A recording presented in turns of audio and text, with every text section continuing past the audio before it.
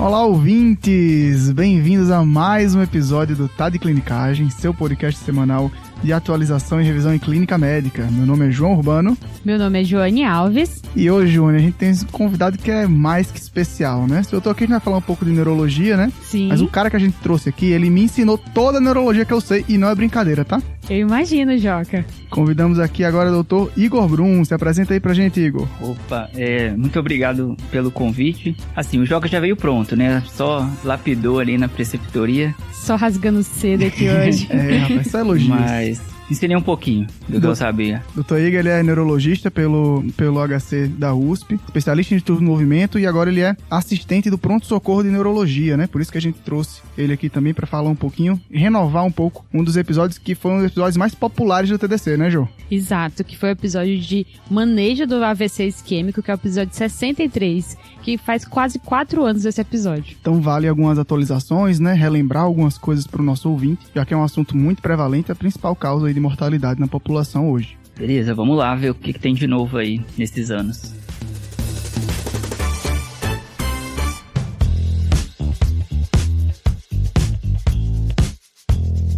E o episódio de hoje, né, para falar de atualizações de AVC, nós vamos dividir em 4 blocos. Então, a gente vai retomar conceitos importantes da avaliação inicial que foram falados no episódio 63, e aqui a gente vai só fazer uma pincelada, falar de trombectomia, indicação clássica, as novidades que a gente tem aqui, falar de AVC minor e um pouco do manejo nessa situação, e por fim, falar da AVC de artéria basilar, que tem todo um manejo especial. Então, começando, Ju, a gente vai começar recapitulando alguns pontos importantes da avaliação inicial, né? Que é o famoso código AVC, né? Tá. Ou seja, aquele paciente que tem suspeita de um acidente vascular cerebral, ele deve ser avaliado de uma maneira sistematizada, né? E aqui, sempre, esse paciente vai ser recebido pelo médico na sala de emergência, né? Vai ser um ambiente ideal de avaliação desse paciente, com monitorização de sinais vitais, principalmente. E tem um exame que é essencial para esse paciente do AVC. Qual que ele é, Igor? Então, a gente não pode esquecer, né, é fazer a glicemia capilar. Exatamente, porque, é importantíssimo, né? A gente sabe que tanto a hipo quanto a hiperglicemia podem estar associados a déficits focais. Se você corrige, né, o paciente ele vai ter uma reversão praticamente imediata aí daquele déficit, né? Beleza. Então faz parte ali da monitorização e glicemia ali destro, enfim, isso é fundamental, a gente não pode esquecer. Beleza. E outra questão importante, que é praticamente específica, né, desses pacientes com suspeita de AVC, é a aplicação de uma escala específica, né? Essa escala vai ser aquele exame neurológico direcionado, que é sistematizado justamente para você quantificar o déficit daquele paciente. Essa escala a gente chama do NIH, né? O NIH, né? É o NIH-SS, né? Que é a Stroke Scale, né? Exato. E aí, para nosso ouvinte, né, é uma escala que facilmente a gente encontra no Google, mas os grandes pronto-socorros, né, UPAs, locais que atendem pacientes com AVC, com suspeitos de AVC, vão ter isso disponível, então você tem que sempre consultar e contar, né, os déficits. Exatamente. E aqui outro ponto importante é que essa escala, ela foi uma escala desenvolvida para a circulação anterior, né, ou seja, principalmente, ele quantifica muito bem os sintomas que são causados pelos AVCs que vêm dos vasos provenientes da carótida, principalmente a cerebral média, que é o principal vaso acometido nos AVCs, né? Então tem esse viés aí, né? Outros AVCs podem passar despercebidos um pouco pela escala de NIH, mas ele é uma ferramenta essencial na avaliação inicial. Beleza. Só um adendo, né? Embora assim, o NIH seja fundamental, o objetivo inicial ali, diante de uma suspeita de AVC, é fazer um exame neurológico direcionado. O NIH ele não substitui o seu exame neurológico e nem deve ser também o foco principal. Então, muitas vezes ali no código AVC, seu objetivo inicial é identificar um déficit. Então, você viu uma hemiparesia esquerda, você já vai, né, proceder ali, né, com os exames de imagem, dar sequência ao protocolo e não necessariamente vamos esperar eu terminar o NIH pra gente ir pra tomo. Então, assim, identificou o déficit, é isso. E não ficar perdendo tempo também com detalhes. Tem muitas questões, por exemplo, que são duvidosas, né? Então, por exemplo, uma perda visual monocular. Será que isso pontua? Não pontua? Peraí, vamos esperar, deixa eu ver. Então, não é assim. Pô, você sabe que tem um déficit, você já pode seguir aí em frente. Depois, com calma, você pode refazer o NIH, tá em dúvida naquele tópico, você checa. E só aproveitando, então, para responder a dúvida, se eu tenho uma perda visual monocular, eu não pontuo no NIH. Porém, é um déficit focal, a gente considera isso um déficit incapacitante, Então a gente muitas vezes vai abordar isso sim como um AVC, embora não pontue no NIH, né, ressaltando essas possíveis falhas aí dessa escala de classificação. Beleza. Já resolveu a dúvida, né? Se alguém ficou com a dúvida, já respondendo ela. Então. Exatamente. É uma escala que é pra ser feita, a gente até brinca, né? No corredor entre a sala de emergência e a tomografia, né? Aquela coisa que você tem que fazer, mas que ela não deve atrasar o segmento do protocolo. E por que isso, né? Porque o tempo é muito importante aqui. Então, existe um tempo ideal para que tudo ocorra, até que o paciente chegue na trombólise quando indicada. Então, não é à toa que a gente está sempre aqui fazendo tudo no menor tempo possível para a gente poder estar dentro dessa margem e garantir que o paciente consiga ser elegível para essa trombólise. Exatamente. E um ponto essencial que a gente vai frisar aqui é o que a gente já comentou aqui agorinha, que é não dá para você diferenciar um AVC isquêmico de um hemorrágico pela clínica, né? Isso. Ou seja, esse paciente deve ser submetido a uma tomografia sem contraste como primeiro exame de imagem, com o objetivo principal de descartar sangramentos, né? É isso aí. A tomografia, né, da admissão, ela não tem o objetivo de diagnosticar o AVC isquêmico. O objetivo é descartar sangramento e alguns mímics também que podem, né, parecer o AVC, mas não são. Algumas vezes você vai ter sinais sutis ali na tomografia, mas muitas vezes a tomografia vai vir normal e isso de forma alguma exclui a sua hipótese de um AVC. E como a gente sempre vem falando de tempo, né, existem alguns tempos estabelecidos como metas, né, principalmente para o nosso paciente com AVC, né. Então aqui do tempo porta-agulha, né, do porta até você iniciar a trombólise, né, caso ela seja indicada, é uma meta geral estabelecida de até 60 minutos, tá? Lembrando que para a maioria dos pacientes, o tempo limite para a trombólise vai ser 4 horas e meia da identificação do ictus, né, ou seja, do início dos sintomas, tá? Mas para todos esses micro detalhes, a gente tem também um episódio só sobre trombólise, foi gravado com o Caio Lima há pouco tempo, não tá nada desatualizado, os nossos ouvintes podem consultar lá, tem videocast desse episódio, tem o episódio, tem até um vídeo prático sobre o uso de alteplase. Excelente, Joca. E aí, acho que eu tava comentando, né, que é engraçado que o AVC é uma condição que você inicialmente faz uma anamnese bem curta, né, só pra entender o que tá acontecendo ali e começar a fazer a avaliação com o exame físico, depois a avaliação complementar, que é importante, né. E aí agora é o momento que você acha que consegue começar a ver alguns dados aí da história que vão te ajudar a pensar em diferenciais, né, ou então até mesmo como um bom neurologista topografar qualquer tipo de lesão, né. Exatamente. E assim, no cenário ideal a gente faz isso em time, né? Então, enquanto um médico, né, tá avaliando o paciente, você tem outro ali tirando a história com a família. Então, no fim, você vai juntar todas as suas informações de exame, de história, de imagem, para tomar a sua conduta ali na fase aguda. Beleza. E aqui, tem algum ponto que mereça atenção quando a gente está coletando esses dados da anamnese? Aqui, os dados da anamnese, Ju, vão ajudar principalmente em você identificar uma contraindicação à terapia que você vai estabelecer ali, né? Tá. Principalmente aqui, as contraindicações à trombólise. Aqui é uma coisa que a gente não deve confiar na nossa memória. Deus me livre. Aquela velha história de não decorar, você consulta na hora e vê ponto a ponto ali com o familiar ou com o paciente se ele tiver condições de responder, tá? Então sempre checar, nunca tentar lembrar de cabeça aí essas contraindicações, tá? Vai passar alguma, né? Exato, mas aí entra tanto critérios de exclusão clínicos, né, ou seja, paciente que usa anticoagulante, que tem alguma discrasia sanguínea, que teve hemorragias prévias recentemente ou qualquer hemorragia no sistema nervoso central, entre outras contraindicações à trombólise, tá? Isso deve ser checado, deve ser conferido com o paciente. Também alguns que a gente muitas vezes esquece, né, ou seja, suspeita de dissecção de aorta, suspeita de endocardite infecciosa também entram, tá? Tá. Um ponto de atenção especial aqui que a gente fala, que muita gente sempre confunde, é dissecção de aorta é diferente de dissecção de vasos cervicais. Tá. Dissecção de vasos cervicais que podem causar AVC, ou seja, dissecção da artéria vertebral, dissecção de carótida interna, eles não são contraindicações à trombólise. Mas a dissecção de aorta, ela sim é uma contraindicação à trombólise, tá? Beleza. Uma outra pergunta que eu gosto de sistematizar na anamnese é o peso do paciente. Então, quando o familiar está ali ou com o próprio paciente, você está perguntando, né, sobre as contraindicações de trombólise, você pergunta, sabe quanto você pesa? Porque é claro que a gente pode estimar, mas se, né, o familiar souber, isso ajuda. Às vezes a gente está ali no meio do código, vai calcular a dose, né, da alteplase e fazer quanto é que o paciente pesa. Aí um olha, outro olha. Se a gente já tivesse perguntado isso, adianta aí alguns segundos, provavelmente, que podem fazer diferença. Com certeza. E ainda falando um pouco sobre reconhecimento clínico, que é uma etapa muito importante, a gente comentou que existem algumas situações específicas que às vezes conseguem escapar ali do NIH, conseguem escapar do que a gente comumente sempre associa a AVC, né? Que é uma hemiparesia, né? Uma paralisia em um dimídio do corpo, né? Em um lado do corpo, uma afasia, uma dificuldade de fala. Tudo isso é bem associado a AVC, mas tem algumas situações que muitas vezes podem passar despercebidas, né? Quais são as principais delas aí pra gente, Igor?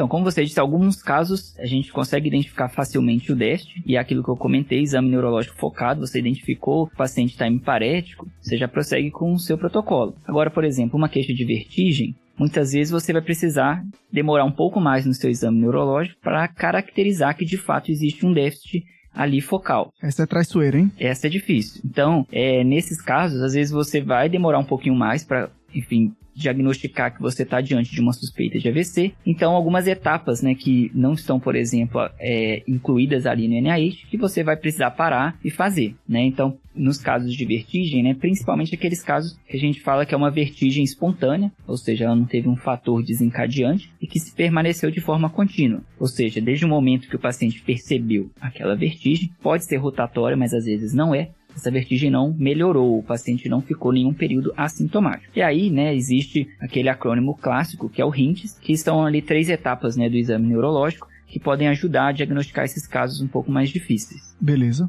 Inclusive tem um vídeo no nosso canal do YouTube que explica, né, o passo a passo e mostra o que seria o alterado e o normal do HINTS para ajudar nessa avaliação. Isso aí. E lembrar que também tem o HINTS Plus, né, que Eita, qual é esse Plus aí? Além, né, da avaliação clássica, né, do reflexo vestíbulo ocular, do nistagmo e do desvio skill, a gente faz a avaliação ali da acuidade auditiva, que a gente pode fazer mesmo friccionando os dedos próximo ali do ouvido do paciente, e aí ver se ele tem alguma assimetria na percepção do som, e a avaliação de marcha. Tá? São coisas que a gente inclui ali nessas 3 etapas do exame. Então seriam 5 etapas ali para complementar nos casos de dúvida se você está diante de um possível AVC ou não. Beleza, perfeito. E para mais detalhes aí de abordagem também à tontura, tem o episódio 130, né? Caso os ouvintes queiram relembrar um caso clínico de tontura. Passando uma outra situação que pode passar despercebida, mas que deve ser encarada também como um AVC, Igor. O que é que você traz? Um outro exemplo aqui seria, que eu até comentei mais cedo, da perda visual monocular, né? Então, pacientes que têm uma oclusão de artéria central da retina, que é uma forma, né, de AVC que a gente considera ali áteroembólico, também, né, a gente pode encarar como um déficit neurológico súbito. A conduta, né, nesses casos, ela já é mais controversa, mas você tem na literatura vários relatos bem-sucedidos, por exemplo, de pacientes com oclusão da artéria central da retina que abriram com um déficit visual monocular persistente, que tiveram uma melhora após, né, a trombólise com alteplase. Aí o grande desafio vai ser o diagnóstico dentro da janela estabelecida, né? Porque realmente é um diagnóstico um pouco mais complicado. Né? Não é comum, né, o paciente chegar com essa queixa ali com menos de 4 horas e meia, mas eventualmente acontece. E aí o fundo de olho, por exemplo, ele pode dar uma pista boa pra gente, né? Exatamente. Outra situação muito comum, Igor, é aquele paciente que chega pra gente com um déficit e que no início da apresentação teve uma crise epiléptica, né? Ou seja, o paciente está num pós-ictal e você tem aquela dúvida. Qual deve ser o nosso raciocínio aqui nessa situação? Esses casos são bem desafiadores, né? Porque crise epilética é um mimix para AVC, né? Porque a gente tem, por exemplo, né, a paralisia de Todd, que é um déficit focal que acontece num quadro ali pós-ictal, depois da crise. Então, o paciente pode ter, por exemplo, uma crise de clonia no membro superior e depois esse membro ficar parético. E ali na hora, muitas vezes você não sabe, será que é uma paralisia de Todd? Será que é um déficit de fato? Será que ele teve um AVC e esse AVC abriu com crise? Embora isso não seja tão comum, pode acontecer.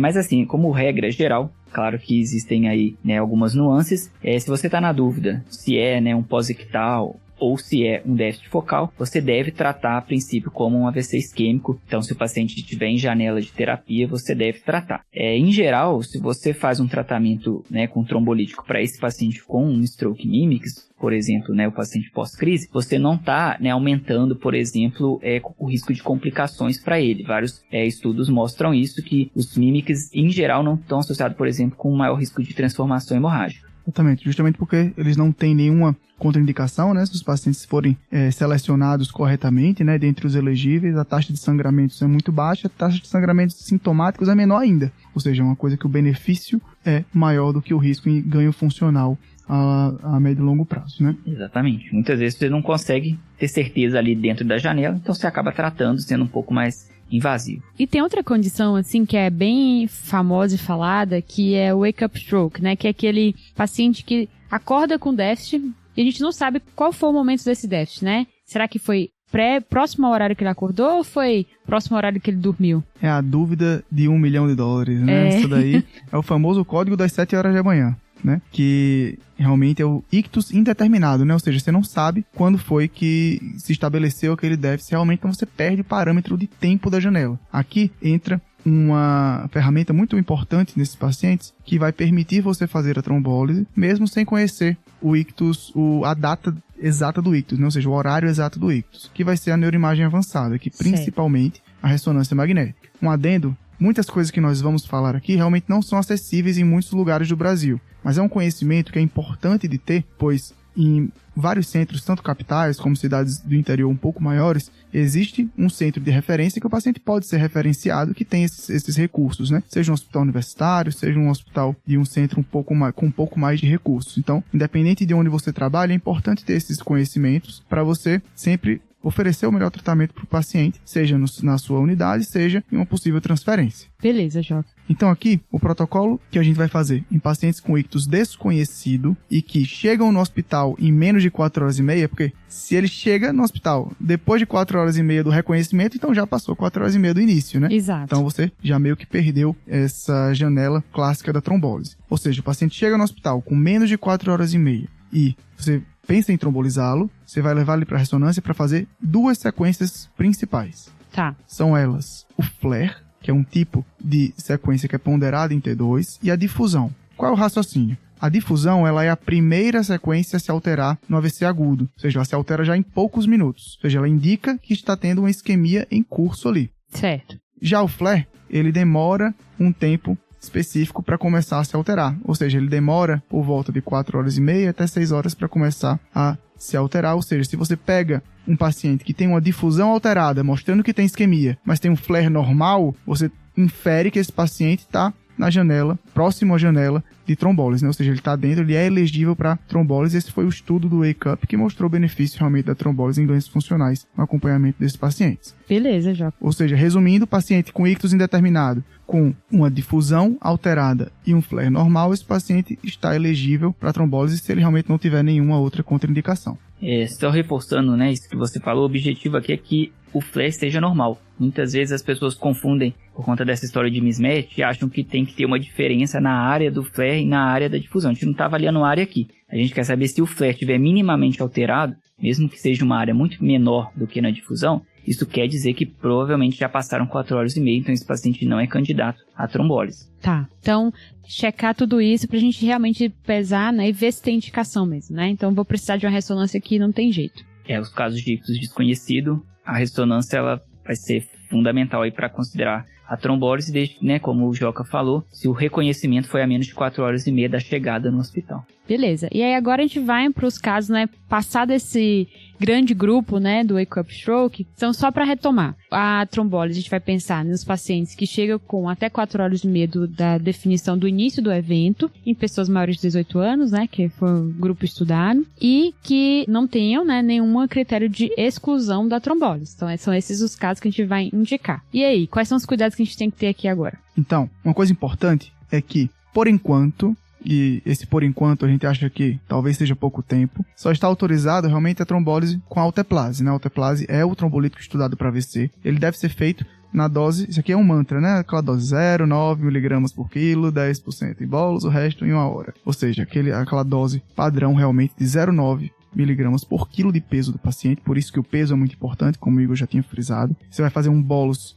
de 10% ali, logo, idealmente na tomografia, né, na sala de tomografia. Tá bem? Via tomo, não tem sangramento, faço o bolos. Exatamente. E o restante vai ser colocado em uma bomba infusão para ser infundido em 1 hora, tá certo? Tá bem. Isso a gente fala porque vem crescendo um grande grupo de evidências para tenecteplase, né, que é um outro trombolítico mais fibrina específico, que ele parece ter um desempenho um pouco melhor em oclusões de grandes vasos, mas ele vem se mostrando pelo menos não inferior à alteplase. Ele tem uma série de vantagens, a principal delas ser em bolos, tá? Ou seja, evita aquela grande confusão com equipo, bomba de infusão, para-infusão, volta, que sempre é uma grande dor de cabeça durante a infusão da alteplase. Tá bem. Mas, por enquanto, ainda não tem autorização da Anvisa e também não tem a ampola específica para o AVC, que seria a dose máxima, que seria ali de 40 miligramas, tá? Então, a gente não tem ainda a autorização para começar a fazer a tenecteplase, mas em breve acho que vai ser a regra aí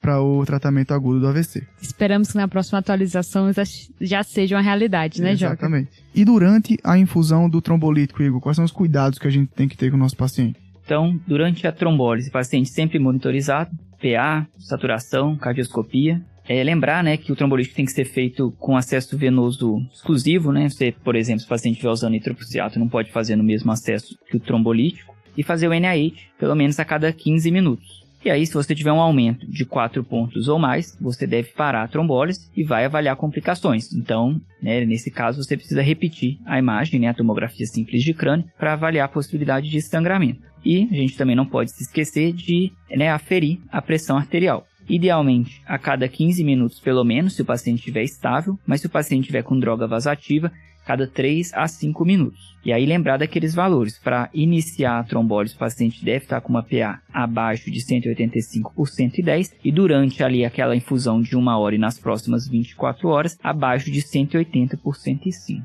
Beleza, show de bola. E aqui, em qualquer sangramento documentado durante a trombólise ou piora neurológica associada a sangramento, esse trombolítico deve ser parado, né, e revertido idealmente, né. Aí aqui entra crioprecipitado, entra transamina, e sempre guiando ali pelo fibrinogênio se possível, né. E não vamos esquecer também de monitorizar o destro desse paciente, né? A gente sabe que um dos principais riscos de sangramento durante a trombólise é aquele paciente que faz hiperglicemia, então tentar manter ali entre 140 e 180. Beleza, então não só na entrada, mas também durante a trombólise, né. Exatamente. E todos os cuidados, né, a gente falou no episódio 63, o manejo agudo do AVC, e também no episódio 159, que a gente falou o que você precisa saber para trombolizar um AVC. Que esse é o que tem também no YouTube, tá? Exato.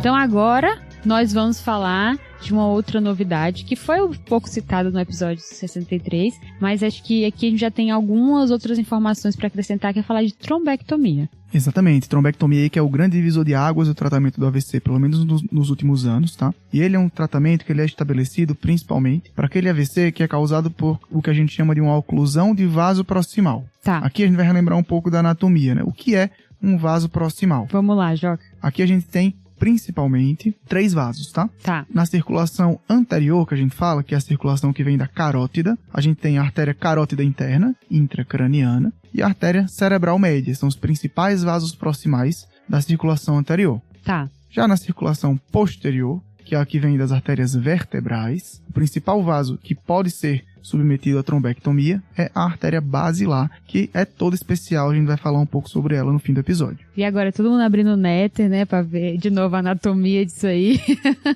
relembrar tudo isso. Exatamente. E qual é a diferença aqui no atendimento agudo, Igor, que a gente pode identificar uma oclusão proximal? Bom, o diagnóstico de oclusão proximal, ele depende de um estudo de vasos. Na maioria das vezes vai ser uma angiotomografia. Lembrar que angiotomografia não é a mesma coisa que tomografia com contraste. Importante. A forma de aquisição da imagem é diferente. Se você fizer uma tomo com contraste, você não vai obter uma imagem adequada dos vasos. Então, em geral, né, a maioria dos protocolos hospitalares de AVC, eles incluem uma angiotomografia arterial cervical e intracraniana. Beleza. Então aqui o ponto importante é que a gente ainda não tem preditores clínicos muito confiáveis para predizer uma oclusão proximal, né? Então realmente é um diagnóstico que depende muito da imagem, do estudo de vasos, né? Existem alguns achados na tomografia sem contraste que podem inferir para a gente, né? A principal delas é a artéria cerebral média ou a basilar hiperdensas, né?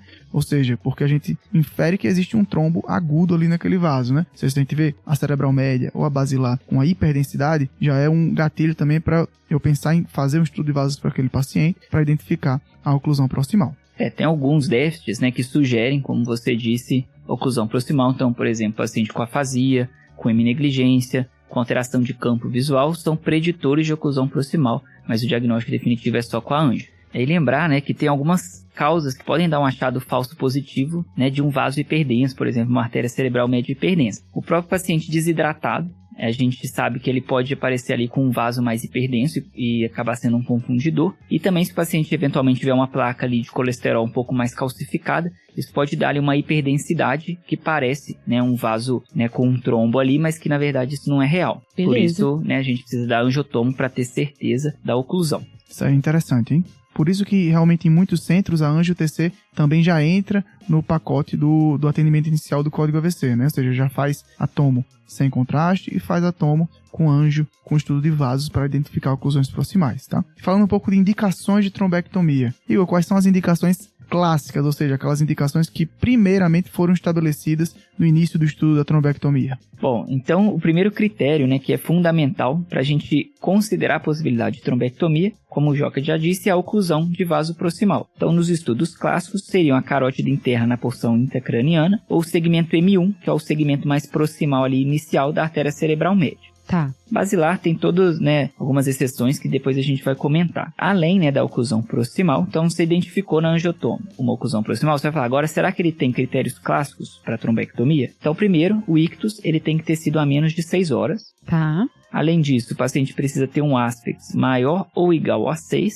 O que é o aspects? É uma escala tomográfica que avalia o território de irrigação da artéria cerebral média. Existem 10 áreas ali que ele pontua, cada área com sinais de AVC agudo, ou seja, hipodensidade recente, vai perdendo um ponto. Então, de 0 a 10, 0, o paciente já tem uma área extensa de hipodensidade, e 10, o paciente tem uma tomografia ali normal. Então, a ideia aqui do aspects maior ou igual a 6 é que não seja uma área muito extensa de isquemia, tá? Porque esse paciente provavelmente já perdeu a janela ali de oportunidade terapêutica. E, além disso, a gente precisa de um NIH maior ou igual a 6. Isso porque vale a pena você submeter um paciente a um procedimento cirúrgico se ele tiver um déficit ali significativo. Tá? Então, às vezes, o paciente tem só uma hipoestesia discreta, esse paciente provavelmente não vai ser candidato a trombectomia. Beleza, então revisando aqui tem um macetinho, né, pra gente. Então, os 3, 6, né? Ou seja, 6, 6, 6. O paciente que tá em 6 horas de janela, que tem um aspects de 6 ou mais, e o paciente que tem um NIH de 6 ou mais também. Então, esses aí são os critérios de indicação clássica de trombectomia. Lembrando também uma coisa importante, é da avaliação de funcionalidade do paciente que a gente indica para trombectomia, né, Igor? Exatamente. Os estudos, né, clássicos, eles incluíram somente pacientes que tinham um rank, que é uma escala de funcionalidade que a gente usa muito em AVC, que era de 0 ou 1. Ou seja, basicamente aquele paciente que não tem nenhuma limitação funcional. Beleza. Pensando que o benefício daquele tratamento vai ser principalmente um ganho de funcionalidade. Se o paciente já é previamente dependente, previamente muito acometido, esse paciente pode ter um menor benefício do tratamento. Até porque a gente está falando de um procedimento invasivo, né? Que por mais que esteja bem indicado, né? Tem complicações, então a gente tem que ver qual paciente que tem mais benefício dessa intervenção, né? Exatamente. Embora, né, na prática, às vezes possa ser flexibilizado, mas como regra geral é isso. Fechado, né? Então, falar das indicações clássicas, algumas coisas já progrediram aqui e a gente já tem cada vez mais novidades na trombectomia. Então, a gente já sabe que de trabalhos mais recentes, que aí você já tem uma janela maior para você fazer a trombectomia. Exato, isso aí foi um grande desafio, né, dos estudos de trombólise, que foi tentar estender ao máximo essa janela. E aqui veio novamente o auxílio da neuroimagem avançada, né? São 2 protocolos específicos de pacientes que têm oclusão proximal, mas que estão fora daquela janela clássica, ou seja, que estão entre 6 e 24 horas, ou entre 6 e 16 horas. Tá. Aqui são 2 modalidades específicas. Uma delas é a ressonância, semelhante ao que a gente já tinha comentado sobre o wake-up. E aqui entra também a tomografia com perfusão, tá? Aqui o ponto principal vai ser analisar a diferença entre o tecido que já sofreu uma necrose e o tecido de penumbra, ou seja, a área de penumbra, que é aquele conceito clássico que a gente tem, que é aquela área que está sob ameaça da isquemia, ou seja, o território daquela artéria que está fechada. Ou seja, o raciocínio aqui é que eu tenha pouca área de infarto, ou seja, pouca área de morte celular, para muito tecido salvável, né? Muito tecido que está em sofrimento, mas que é potencialmente salvado, tá? Tá bem. Aqui, os 2 principais protocolos são o DOM, que utiliza a ressonância magnética, e o DEFUSE, que usa a tomografia com perfusão, tá? Aí, alguns serviços vão ter disponibilidade de um e não de outro, e vice-versa, mas é importante novamente ter esse conhecimento para justamente poder encaminhar o seu paciente, poder direcionar o paciente para o melhor tratamento possível, se ele estiver dentro dessa faixa de tempo, tá? Ótimo. Joca, e é interessante, né, que os dois tiveram um NNT realmente bem baixos, né, assim, pro Diffuse foram quase 4, o Down foi 3, então, ou seja, você intervém em 3 pacientes para você realmente ter a melhora em um, e é um número, assim, muito expressivo, né, então realmente tem um benefício claro de fazer trombectomia aí. É a área mais fundamental da medicina, não tem jeito. Não dá. E aí, o que teve aqui, acho que a cereja do bolo mesmo, que é o que tem de muito recente, que era uma grande aí, treta, dúvida na neurologia, eram os pacientes que tinham infartos muito grandes, né? Exatamente. Que foram esses que o Igor comentou, que é aquele aspect que tá fora do que a gente falou, né? Ou seja, a gente espera que seja o clássico, né? Que maior ou igual a 6. E aí eram pacientes que tinham aspects menores do que isso, né? Entre 3 e 5. Exatamente. O que é que a gente faz agora? Exatamente, Ju. Então a briga agora, ou seja, a busca agora, é para ver se esses pacientes com infarto maior, né, ou seja, com maior área acometida pelo AVC, têm benefício da trombectomia. E aqui foram 2 estudos principais que foram repercutidos lá no Guia TDC, tá? Eles saíram aí no final de 2023, foram publicados em janeiro de 2024. E tá na edição 42 do guia. Exatamente, que são o Angel Aspects e o Select 2. Esses estudos, eles viram pacientes principalmente com aspects entre 3 e 5. Lembrando o que Igor falou, o aspects é aquela escala 10 pontos normal. A cada ponto acometido vai tirando um pontinho da escala, ou seja, pacientes com aspects entre 3 e 5 não estão dentro daquela indicação clássica que a gente comentou, que era do aspects de 6 ou mais, tá? Certo. Então foram estudos que o Select 2 foi um estudo chinês e o Angel Aspects foi um estudo nos Estados Unidos e na Europa e também na Nova Zelândia, na Austrália e no Canadá. Eles envolveram cada um cerca de 400 pacientes e os detalhes a gente esmiuça um pouco mais lá no Guia TDC, mas eles tiveram também resultados muito bons, né, até surpreendentes para o que eles se propunham a fazer. Eles usaram um tempo de até 24 horas, eles usavam tanto ATC para estabelecer o aspects, né, entre 3 e 5, como também usavam pacientes com um core isquêmico, né, ou seja, um volume de infarto grande, né, que eles estabeleceram aí maior do que 50 ml na TC perfusão, tá? Então, é uma tendência também você incluir pacientes com infarto maior que não eram incluídos antes, visando também um bom desfecho funcional no longo prazo, tá? Então a gente espera aí, né, Joca, que à medida que as evidências vão se tornando mais robustas, né, essas indicações sejam incorporadas nas diretrizes, né, que ainda não foram atualizadas. Exato. E que cada vez mais a gente consiga fazer trombectomia nesses pacientes que têm um AVC mais grave. Exatamente. E quando a gente pensou que já tinha estudado trombectomia em todos os cenários, veio um estudo recente agora, né, mês passado, de maio, que avaliou, né, a trombectomia em pacientes com AVCs extensos, independente do aspect. Então tinha paciente com aspect 0. Vale tudo. Valia tudo. Vale tudo, entra todo mundo. Exatamente. Aspect 0, aspects 1, 2... E esse estudo também mostrou benefício tanto em termos de mortalidade quanto de funcionalidade. Aí é loucura. Aí isso. Não tem como, não. Assim, não né, é o que a gente comentou mais cedo. Quando você tem um NNT tão baixo, provavelmente está selecionando demais os pacientes. Então, por isso que, né, a gente está expandindo cada vez mais e mantendo o benefício da terapia, né? Boa. Igor, eu tenho outra pergunta. Pois e não. No paciente que chega com indicação de trombólise e trombectomia, eu mando ele para trombectomia direto ou eu faço a trombólise e mando para trombectomia? Como é que tá isso aí? Bom, até o momento, as indicações elas são independentes. Então, se o paciente tem indicação de trombólise, ele vai trombolizar. Se ele tem indicação também de trombectomia, ele também vai para a trombectomia. Tá? Então, uma coisa não exclui a outra, se o paciente tiver critério para as duas terapias. Já aconteceram casos, por exemplo, no pronto-socorro, que o paciente desceu para a sala da cirurgia vascular, né, da neurointervenção, fazendo trombolítico. Então, ele acabou de receber a dose lá durante ali a preparação, a anestesia. Então, uma coisa não vai impedir a outra. É o que a gente tem por enquanto,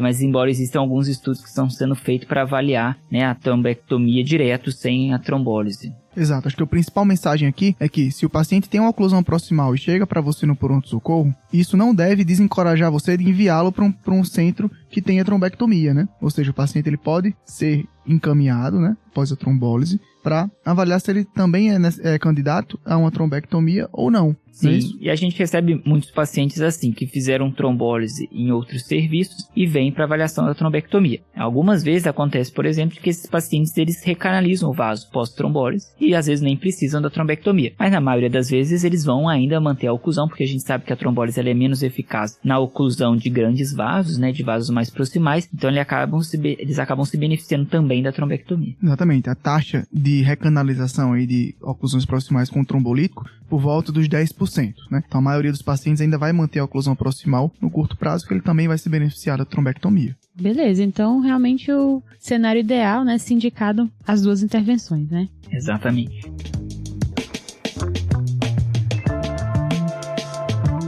E aí agora, meninos, a gente chega no momento de a gente falar da miscelânea de novidades que a gente tinha proposto de falar inicialmente, né? E aqui tem alguns dados legais pra gente falar. E acho que a gente pode começar com a abordagem do AVC minor, né? Exatamente. Primeiro, vamos definir, né? O que é o AVC minor? Também é chamado do AVC com NAD baixo, né? E também engloba nesse balaio aí do AVC minor o AIT de alto risco. Tá. Aqui, enquanto o AVC com NAD baixo, a gente usa a escala do NAD, né? Pra gente definir um AIT de alto risco, a gente usa uma escala específica pro AIT, que é a ABCD2, né? Uma escala também disponível em todas as calculadoras médicas, deve ser consultada, tá? E ele leva em conta idade, tipo do déficit, manutenção, o tempo do déficit, diabetes, pressão arterial, ou seja, alguns dados de fácil aquisição que dizem pra gente que aquele paciente ele tem um risco maior de, tendo um AIT, ele ter um AVC em pouco tempo, né? Exato. Ou seja, em até 48 horas, o risco dele ter um AVC, que aquele AIT disse pra gente que ele tinha um risco aumentado. É tipo assim, olha, eu tô avisando. Exatamente. Fica atento aí, eu tô avisando. E aqui, Jô, no AVC com NAD baixo, a gente considera NAD baixo de 5 ou menos, tá? Tá. E aqui, um adendo importante é que, se o paciente chega em janela de trombólise e aquele déficit, ele é incapacitante, mesmo que ele pontue pouco. Tipo o quê? Tipo, por exemplo, um trabalhador manual, um músico que chega com um déficit sutil na mão, por exemplo, que não pontua muito no NIAID, ou uma afasia importante, uma hemenopsia também bem documentada, coisas que vão trazer prejuízo funcional ao paciente, esses pacientes podem ser trombolizados, tá? Esses pacientes, eles devem ser trombolizados caso esse NIAID baixo seja incapacitante. Eles também se beneficiam disso, tá? Tá bem. Mas, fora desse cenário, aqui entra uma terapia um pouco diferente na fase aguda, que também deve ser estabelecida, tanto para o NIAID baixo, que não é incapacitante, como para o AIT de alto risco. Qual que ela é, Igor? Então, esses casos, né, de AIT de alto risco e AVC em minor, em geral a gente indica, né, a dupla antiagregação, que a gente abrevia como DAPT, que inclui clopidogrel. Em geral a gente faz uma dose de ataque de 300 mg.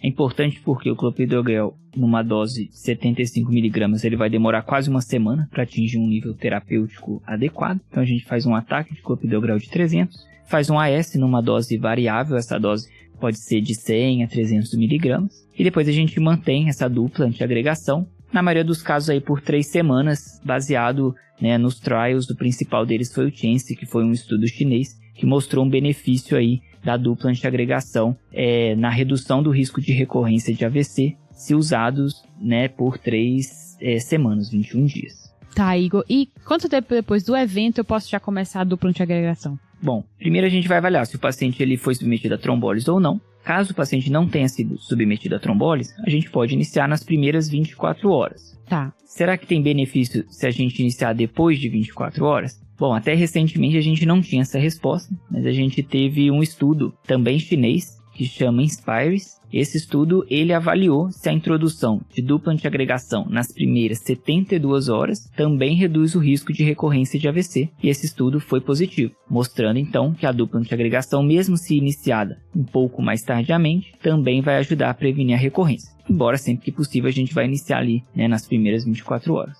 Beleza. Então, se eu começar idealmente com 24 horas após o evento, mas se eu iniciar até 72 horas, eu estou reduzindo o evento para o meu paciente. Exatamente. E a gente sabe assim que o risco de recorrência ele é muito maior na primeira semana, nos primeiros 10 dias depois do AVC. Beleza. E tem alguma outra indicação de dupla antiagregação nessa prevenção de recorrência de AVC, Igor? Bom, então as principais indicações de dupla antiagregação no AVC isquêmico, como a gente já discutiu, seria o AVCI minor, né, com NIH. Bom, esse valor pode variar um pouquinho na literatura, mas vamos considerar aí 3 a 5 abaixo desse valor. Tá? Alguns estudos consideraram 3, os estudos mais antigos, os estudos mais recentes estão considerando um valor de 5 para o NIH, e no IT de alto risco. E a gente também indica, né, a dupla antiagregação para pacientes com aterosclerose intracraniana.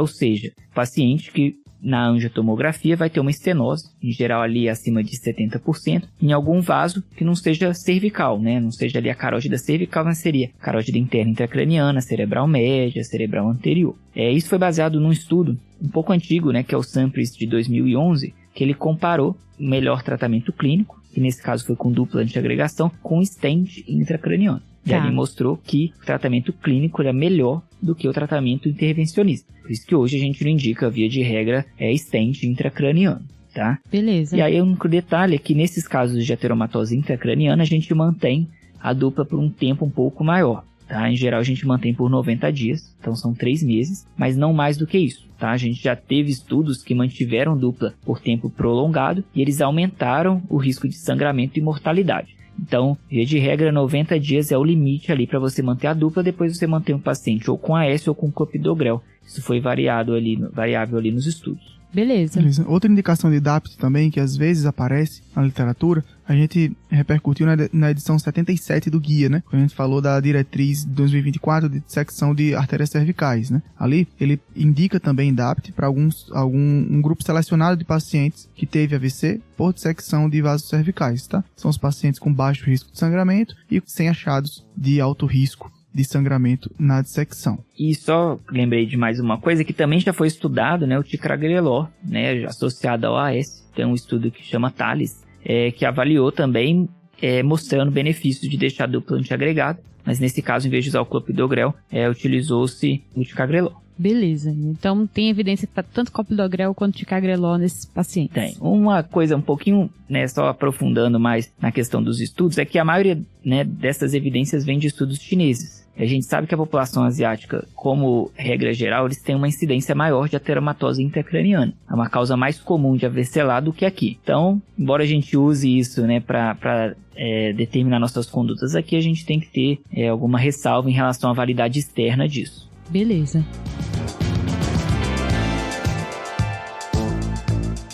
E ainda aqui na miscelânea de novidades, né, acho que o outro ponto importante pra gente falar é falar do AVC que ocorre em território de artéria basilar. Exatamente, Jô. Aqui tem algumas novidades, né, mas principalmente para falar um pouco mais desse assunto que é muito importante, né? Tá. Que é um AVC especialmente muito grave. Tá. Relembrando a anatomia, a basilar, ela é o principal vaso da circulação posterior, ou seja, ele é o principal vaso que surge ali das artérias vertebrais, tá? A artéria basilar, ela surge da junção das duas artérias vertebrais que acontece ali já intracraniano, tá? Ou seja, qual é o território que a basilar é principalmente responsável? Então, grande parte do tronco encefálico, né? Tá. Ou seja, lembrando que o tronco encefálico é composto por mesencéfalo, ponte e bulbo, tá? O bulbo vai ter irrigação principalmente das vertebrais, mas a partir da ponte principalmente, ou seja, ponte e mesencéfalo, principalmente a basilar, tá? Tá. Então você tá me dizendo que é um território aí que se... importantíssimo. Exato. Se acontece um AVC aí, existe uma catástrofe, né? Catastrófico, exatamente. O resto do território da circulação posterior vão ser principalmente os tálamos, tá? Tanto de um lado como de outro, né? Ou seja, bilateralmente, né? Porque quando a basilar ela sobe, ela se bifurca e gera as cerebrais posteriores, né? Que vão irrigar tanto os tálamos como os lobos occipitais, tá certo? Tá bem. Então, território da circulação posterior, tronco encefálico inteiro, tálamos e occipital, certo? Tá. E aqui, quais são as principais dicas para a gente reconhecer uma oclusão, um AVC de basilar, Igor? Bom, então, os infartos, né, envolvendo a artéria basilar, acontecem geralmente em 2 pontos principais. Ou na porção ali média da basilar, que aí vai acometer uma região que é a base da ponte, que até é o motivo da artéria se chamar basilar. A base da ponte é a parte mais anterior, que é onde fica ali o sulco da basilar, que é justamente, né, a impressão que o vaso faz no tecido nervoso, onde ele passa. Tá. E ali a gente vai ter principalmente fibras motoras para o corpo, que é o trato córtico-espinhal, que ele vai passar ali na parte mais anterior da ponte, antes de cruzar ali na pirâmide bulbar. Tá. E aí, como você tem essas fibras muito próximas, em geral uma pista é que você tem um déficit dos 2 lados. Então você vai ter uma dupla hemiparesia, que a gente chama. Então pode não ser só restrito a um lado do corpo, né? Pode Exatamente. ter paresia, né? Ou fraqueza em lados diferentes, né? Isso é uma pegadinha. E muitas vezes essa fraqueza ela é assimétrica, dependendo ali, né, do tipo de lesão que o paciente vai ter.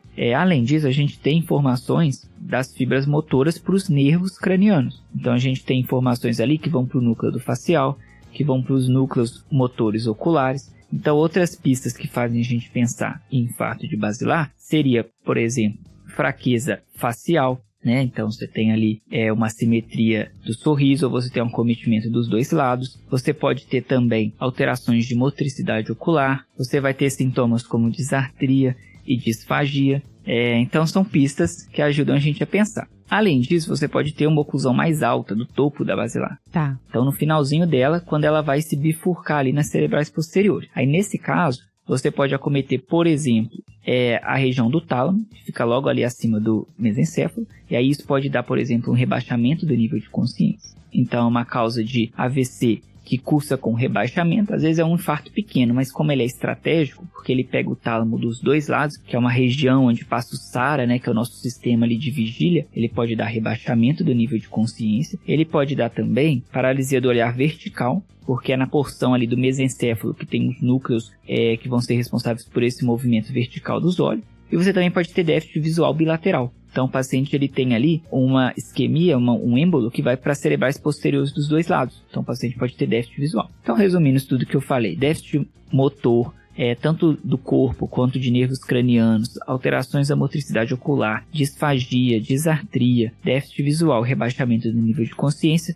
são características que a gente observa nos infartos envolvendo a artéria basilar. Isso é super interessante, Igor, porque foi o que você comentou inicialmente, né? Que o NIH é uma boa escala para a circulação anterior, mas circulação posterior não. E é isso que você está refalando agora, reforça, né, o porquê. Porque ele não consegue avaliar esses outros déficits que podem estar presentes e que são importantes, né? Configuram um déficit, mas que não são avaliados ali porque não é a melhor escala para essa investigação. Perfeito. É isso mesmo. Lembrar, né? NIH não substitui exame neurológico. E a expressão máxima, né, da oclusão de basilar é o cenário um dos cenários, né, mais amedrontadores aí da neurologia, que é a síndrome de encarceramento, né, que é a síndrome do Lockheed-Jean, né, como é chamada em inglês, né, que é justamente a dupla hemiparesia, né, ou seja, essa tetraparesia, né, ou seja, uma paresia dos 4 membros de maneira intensa, né, que o paciente fica realmente só com a movimentação ocular e ainda assim pode ter uma restrição da movimentação ocular envolvida também, né, e o paciente ainda pode manter o nível de consciência, ou seja, uma situação bem desesperadora mesmo, que pode ser também a expressão máxima aí da oclusão de basilar. Beleza. E esse reconhecimento é sempre um desafio, né, mas é um reconhecimento que é de uma importância tremenda, porque estabelecido o tratamento e tendo recuperação dos déficits, o paciente vai se recuperar de um déficit que seria muito incapacitante, né? Então, uma coisa a se pensar, que sempre é dito pelos especialistas em neurovascular, é que a doença da circulação posterior, ou seja, a doença da artéria basilar, é uma doença quase que diferente da circulação anterior, né? Por quê? Porque, principalmente a parte do tronco encefálico, que é a principal parte irrigada pela artéria basilar, ela tem uma composição de tecido diferente do resto do cérebro. Ou seja, enquanto o córtex, né, e a parte do cérebro, até do cerebelo mesmo, ela é composta por fibras, por prolongamentos dos neurônios, né? Pela substância branca, mas também pela substância cinzenta. A circulação posterior é um pouco diferente, porque o tronco encefálico ele é majoritariamente substância branca. Ou seja, ele é como se fosse um rabo de cavalo, com várias fibras nervosas ali passando agrupadas, né? Porque são feixes que tanto descem do cérebro para a medula, como sobem da medula para o cérebro. Ou seja, é uma região que a gente chama que ela é muito resistente à isquemia. Ou seja, ela é uma região que ela tem menor tendência a sangramentos, tá? Seja por transformação hemorrágica, ou seja por sangramentos pela trombólise. Tá. E também ela é uma região que ela tende a resistir mais tempo de funcionalidade com a isquemia, né? Ou seja, é uma região um pouco mais resistente. Então, aqui vai mudar um pouquinho o nosso raciocínio. E acho que esse é o grande ponto da gente discutir de maneira separada, né, Joca? Porque o pensamento e a avaliação diferem muito do que a gente falou aí pro restante do grupo do AVC, né? Assim, lato sensu. Exato. Aqui a principal mensagem para o nosso ouvinte é que, frente a uma oclusão de basilar,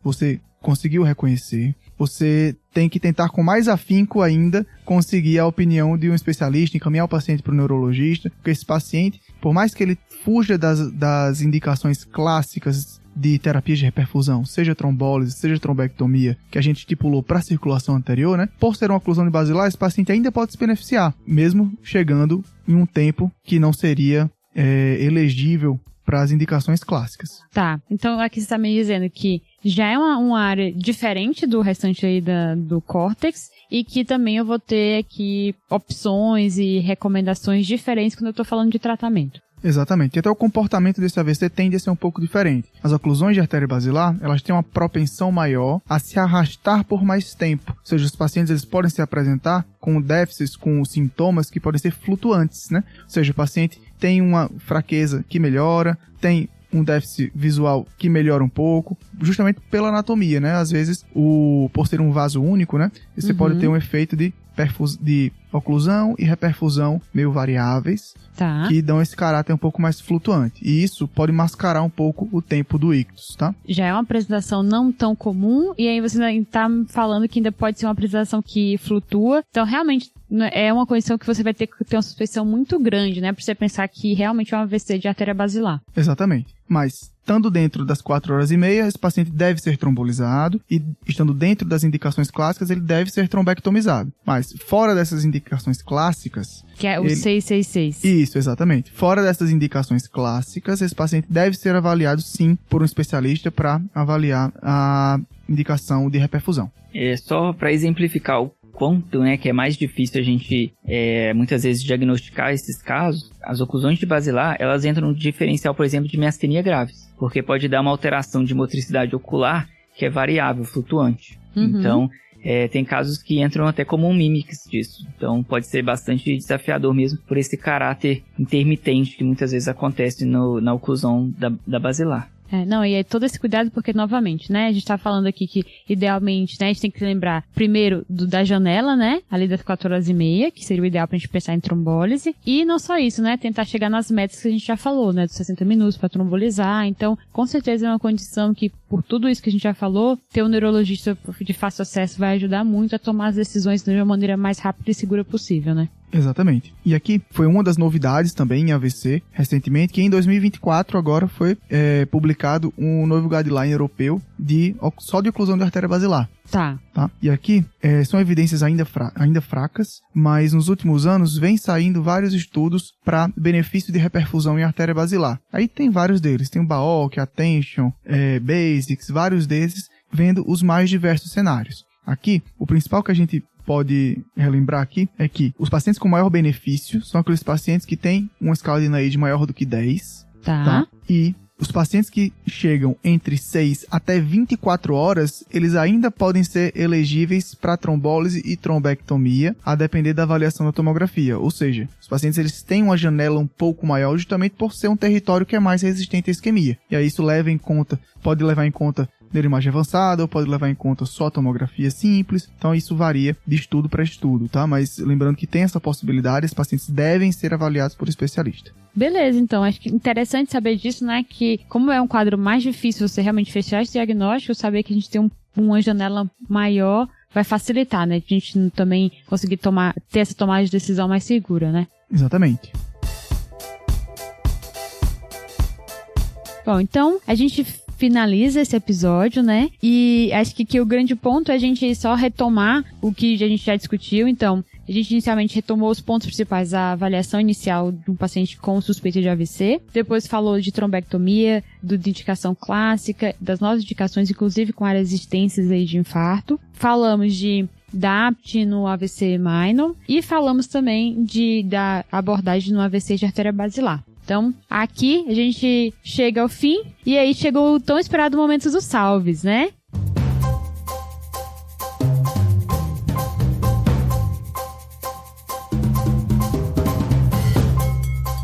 Isso aí. E aí, Igor, você preparou o seu salve? Infelizmente não pode ser pra mim, né? Que você tá aqui do meu lado, mas eu aceito também, viu? Bom, pensei no meu salve e aí eu vou mandar um salve primeiro pro Felipe de Passe, que foi preceptor junto comigo. Isso em 2022, então me ajudou a enfrentar esse desafio. Foi muito bom a gente ver os frutos aí do nosso trabalho muito bem representados pelo Joca. Olha só aí. E mandar um salve também para todos os colegas de residência R4 atuais do Hospital das Clínicas. Não vou falar nome por nome, porque são alguns, mas estou muito feliz aí de vê-los prosperando. E mais uma vez agradecer o convite, espero ter contribuído um pouco. Acho que, enfim, o Joca já sabia tudo. Se eu contribuir um pouquinho, já tô feliz. Essa turma aí toda eternamente grata a vocês dois. Fica um salve aqui, muito carinhoso pra todo mundo aí. E o seu salve, Joca, vai pra quem? O meu salve, Ju, vai pra equipe de fisioterapia lá da neurologia do HC, que salva a gente de várias enrascadas ali na enfermaria, que é onde a gente passa os nossos momentos mais aterrorizantes da residência, né? A Maria Eduarda Testori, que é ouvinte assídua aí do TDC, vive comentando, vive escutando nossos episódios. O Jussan e a Mariana aí, que são o trio aí que sempre ajuda a gente na fisioterapia, que é bem requisitada lá na neurologia. Um abraço, viu, pessoal? Que bom, pessoal, ter o carinho de vocês. Fica um salve aí grande. E o meu salve, aí, Joca, de novo vou ter um momento Faustão, porque vocês estão me cobrando e realmente eu tenho que pagar essa dívida. Eu fico na enfermaria, no Hospital das Clínicas, e aí eu sou cobrada pelo salve, e agora vai meu salve pro Arthur, João Marcelo, Maria Eduarda, Marina, Milena, Andréa, Estela, Edwin, Gabriele, Emerson, Mariana e Érica, que são R2 de clínica lá do HC. Boa, bom demais. A famosa enfermaria, né? Também é um estágio muito querido, né? Exato, também tem várias aventuras ali. Isso aí, foi show. Então fechamos, né? Fechamos. Então espero que tenha sido um episódio com algumas novidades, né? Mas muito ficou ainda e os nossos ouvintes podem aí reacessar todo o conteúdo de AVC que a gente já fez aqui no TDC, tanto no podcast, como no YouTube, como no Guia TDC. Exato. E mais uma vez te agradece a participação do Igor, que brilhantemente aqui contribuiu e ainda, né, conseguiu aí, ó, mostrar o trabalho dele formando esses neurologistas nesse Brasil. Pois é, mas foi um trabalho fácil, porque eles já vieram muito bem preparados. Olha aí. E aí, sigam o TDC nas nossas redes sociais, no YouTube, no Instagram. Mandem dúvidas, que a gente sempre tá aprendendo. Isso aí. Valeu, falou? Falou.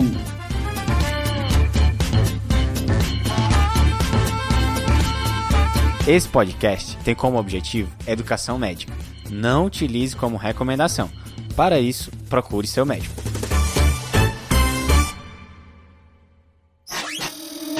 Essa é uma produção do Bicho de Goiaba.